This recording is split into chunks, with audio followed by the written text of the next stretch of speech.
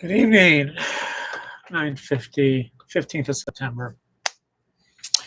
Halfway done through the month. 6 more weeks to Election Day. Panic now, avoid the rush.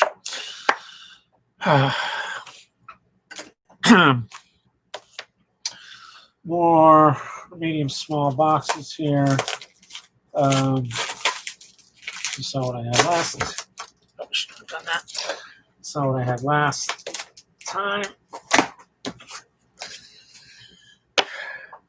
Some graphic novels, some prose, some a mixture of other stuff. So let's just get into it. As you saw in the thumbnail, Harlan Ellison, Isaac Asimov, I, Robot, his screenplay, not the movie that came out from, I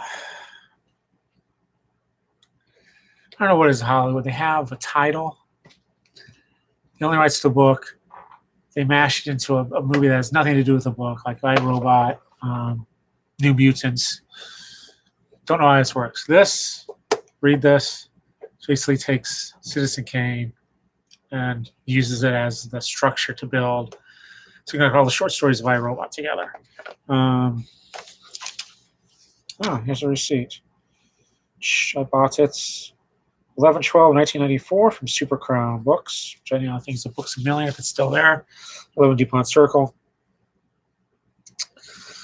With my employee discount, a $15 book, 10% off. Became $12.14, $12.84 with tax. Their savings a crown, $2.85. Illustrations by Mark Zug. Byron Price Visual. Byron Price produced this. I first read this. Isaac Asimov did the intro. Nice. And there's Harlan Ellison, which I've done as well before. Read the screenplay. It was serialized, of course, in Isaac Asimov's magazine, 3 parts.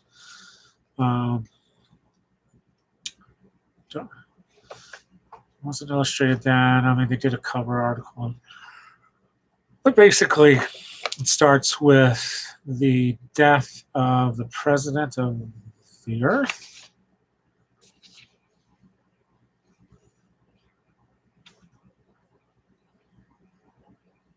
If ever on a galaxy, looks like. Stephen Byerly, first president of the Galactic Federation. Starts with his funeral, and then he goes in. Was he a robot or not? Just like Citizen Kane, there's this mystery to solve. And just like Citizen Kane, with all this different short stories, takes place in 2076. This could easily be done today. The special effects required are nothing, really. I think it's been long enough that people forget the other I, Robot movie that this, I think, would work, and it might even win an Oscar. And it would kind of be nice to have on Harlan Ellison get a screenplay nom. He deserves it.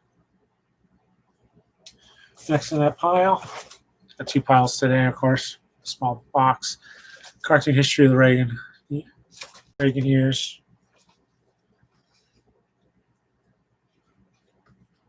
Well, not in depth. It's does give you some background.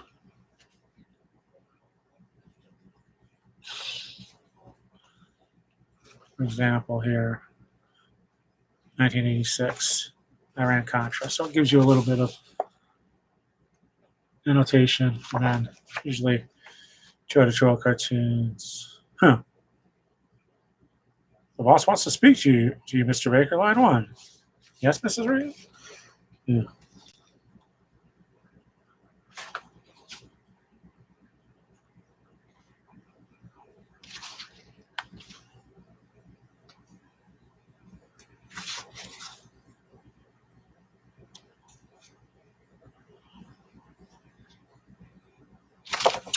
So,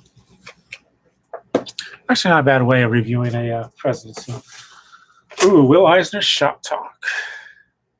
Will Eisner interviews industry pioneers. I'll just put that right up there so you can see all the amazing people. Phil Sulin. I see that right? Wow. I don't know exactly where these were published. Nicely illustrated.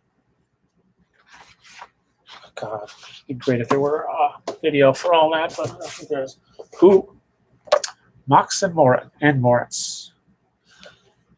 Dover translation. This includes. I paid $6 for it. Originally, it was $1.50. As you know, Dover does a lot of nice reprints. So that's fairly interesting. So there is no. Oh, here we are. So Max and Moritz, Kurt and Plunk, which is Plish and Plum. Die Organische, die bösen Buben von Kornet, das Rabennest, der hinterlistige Heinrich, das Pusterohr, one of the pop now, der Eispeter, Christian mit der Piper, Fester Glauben, and then we have animals, die beiden Enten und der Frosch, Katze und Max, a kind Fipster Affe. Ja, ich spreche Deutsch, schrecklich Deutsch, billig Deutsch, Gulli Deutsch. Und ich spreche Hochdeutsch. The Queen's German, so to speak.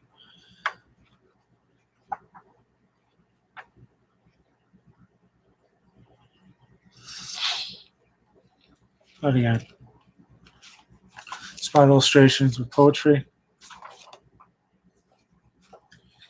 Good stuff. Ooh. Oh, yes. A friend gave this to me. Days of Field on Staten Island. William T. Davis. She was working at some nature center in Staten Island. I'd met her, known her at Barnes & Noble, working at Barnes & Noble. She went there. Met her for a day to give a brief analysis of their library collection. I think she kind of realized herself that she needed to get out of there. It wasn't really, it was fueled by good intentions, I think.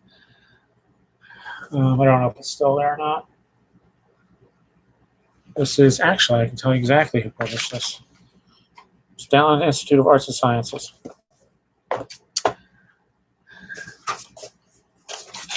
Then we have Chester Brown. I Never Liked You, a comic book.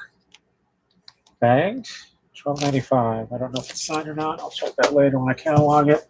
Ooh, this looks intriguing. Oh, yes. University Press of Mississippi, which is not the University of Mississippi Press. It's bigger than that. Has a really, M. Thomas Inga, I believe, is still the editor down there. They do a lot of good books, a lot of academic books on comics.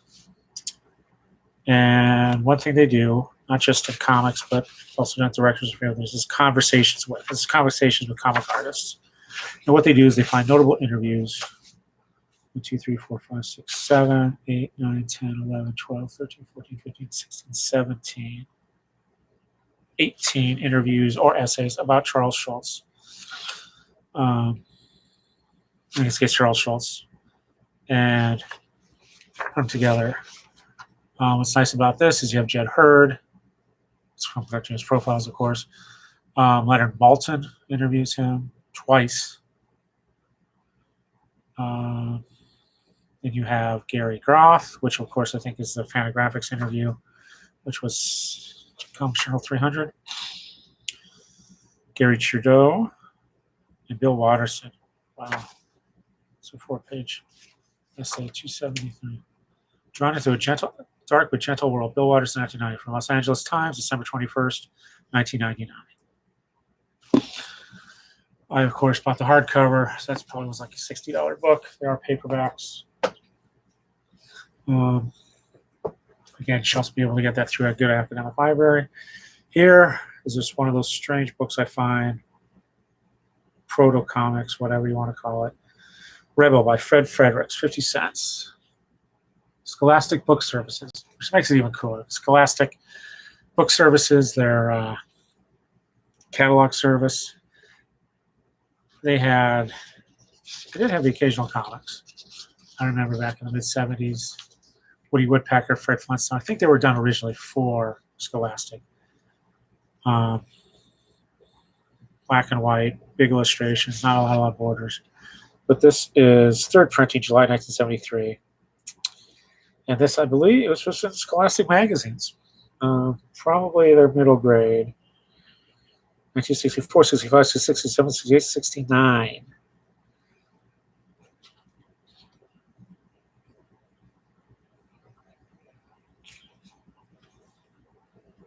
Huh. That's a pretty funny cartoon there. Might want to pause that.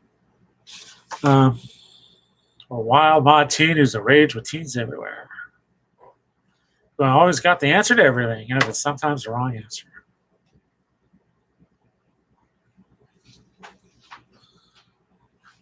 And he gets ideas from readers too.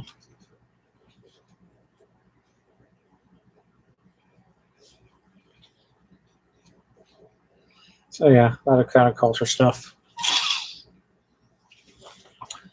Adults just want to understand. But again, I like discovering stuff like that, especially Scholastic. The pre-Isbin era of paperback cartoon papers. And we have here, not autographed. I don't think they ever did a hardcover edition of this, which I think is a shame. Pedro and Me, Jen Winnick, into the real world. This was groundbreaking. 2000.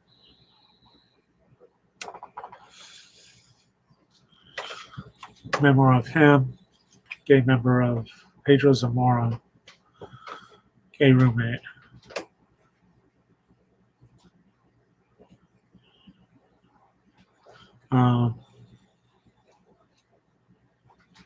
Yeah. Put him on the map. I don't think he's done any more nonfiction. His fiction is pretty good. Not too long ago, a few episodes ago, I think I had the Hilo book. I showed you. That's his current story. It's the thing he's doing.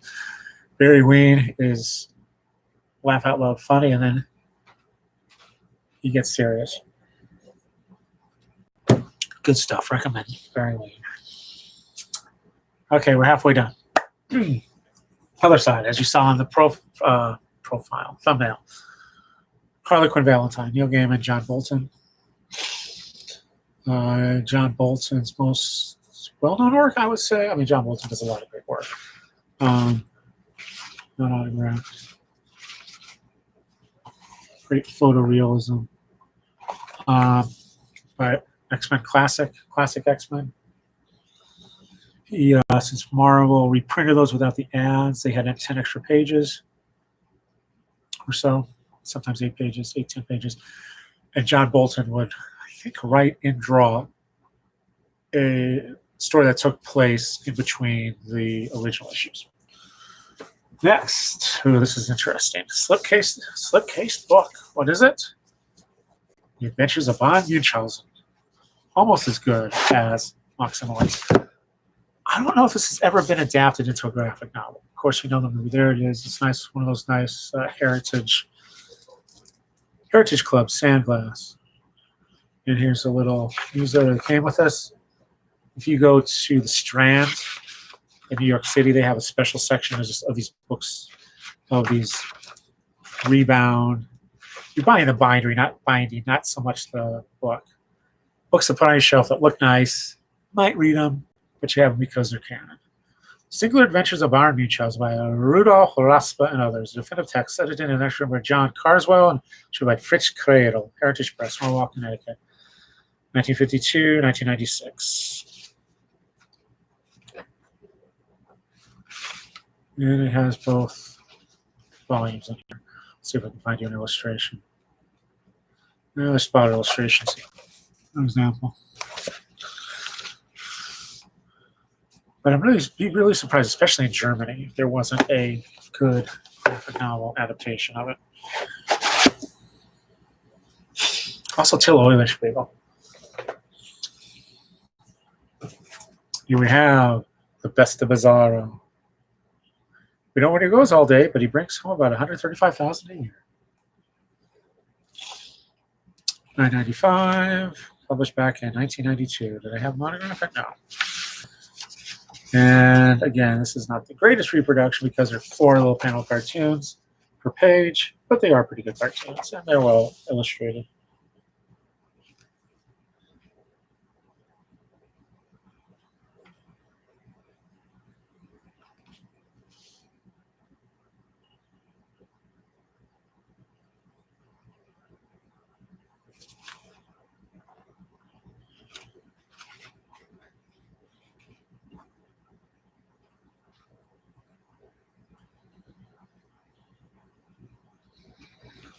That's a good one.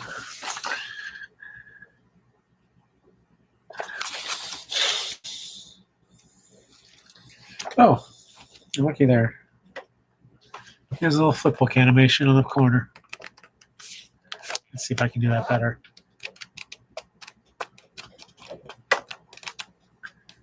Wow. There's another one, but you'll have to get the book to find it. Oh, here's a good one. I recommended this to my 6th grade niece the other day because she's big into Percy Jackson mythology. Goldfinch's Mythology. I have multiple volumes, I think. This is a nice one. HarperCollins, Richard Martin. A lot of times they'll spit it out. This, and I think I have the Modern Library volume, which is smaller. But this includes Age of Fable, The Age of Chivalry, and Legends of Charlemagne. Yeah, Orlando is named after a hero. You know that, huh? Okay, so Gods and Heroes. That's the first 41. You have King Arthur's Knights, 23 chapters.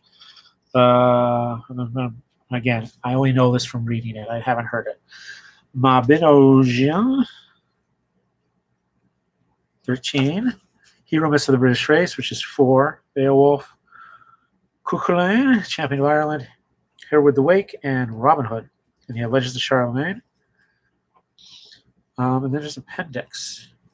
Now, it should be noted that the stories of gods and heroes, a good chunk of that is Greek, Greco-Roman. But here you have at number 34, Pythagoras, Egyptian deities, and oracles? Oracles. Yeah. Origin mythology, statues of gods and goddesses, opposed to mythology, modern monsters, the phoenix, baseless unicorn, salamander, Eastern mythology, Zoroaster, Hindu mythology, caste, Buddha, Grand Lama, Northern mythology, Valhalla, the Valkyr, Thor's visit to Jotunheim, Death of Balder, elves, runic letters, Iceland, Teutonic mythology, Nibelungenlied, and then we finish up with the Druids and Iona. Iceland has a lot of sagas. I want to say Jane Smiley. That might be wrong.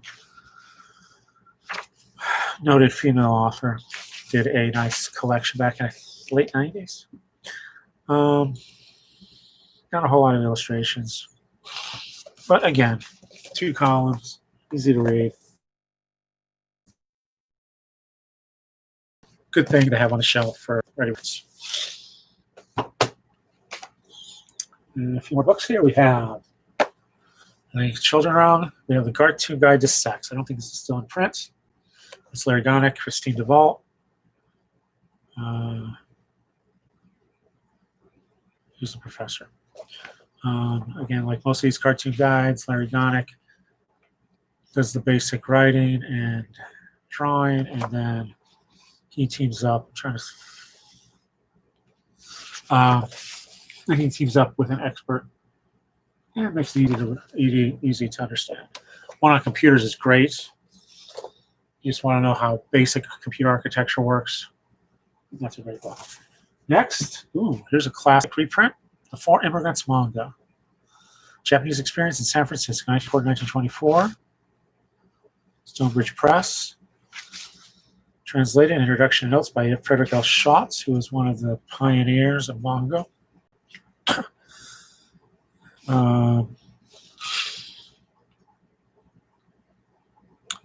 Yoshitaka Kiyama. There he is. Did this. Originally published in Japanese in San Francisco in 1931, The Four Immigrants manga is Henry Kiyama's visual chronicle of his immigrant experience in the United States. Drawn in a classic gag strip comic book style, this heartfelt tale rediscovered and translated by manga expert Frederick L. Schott is a fascinating, entertaining depiction of early Asian American struggles.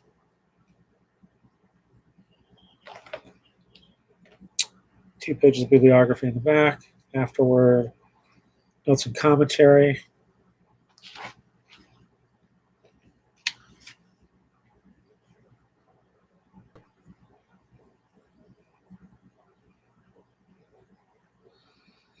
Originally published by the Empaco Association, 174 8th Avenue, Oakland, California. Which refers to his area of Japan.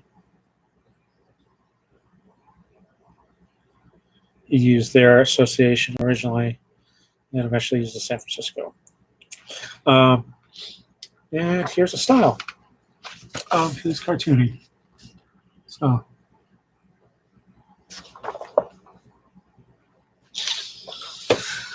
And then finally on the bottom, we have Money Inc., A Wry Look at Business Today by Joseph Ferris.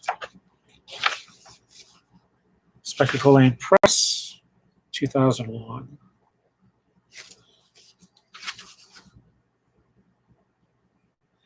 And I think most of his work has appeared in the Wall Street Journal. That's a good gag.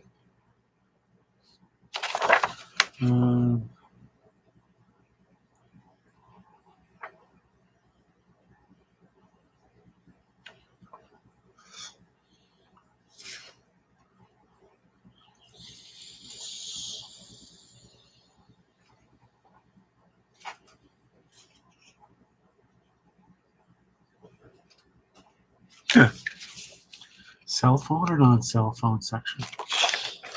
And once again, this is a box number 6-3. Taped up on this side, needs to be taped up on there. And all the corners are probably pushing a little. Yeah. And of course, this is going in the middle of the palette, so not going to get crushed more, but well, we'll get crushed so far because we got books in it. So that is that. I think I'm going to go straight into another box. So see you real soon.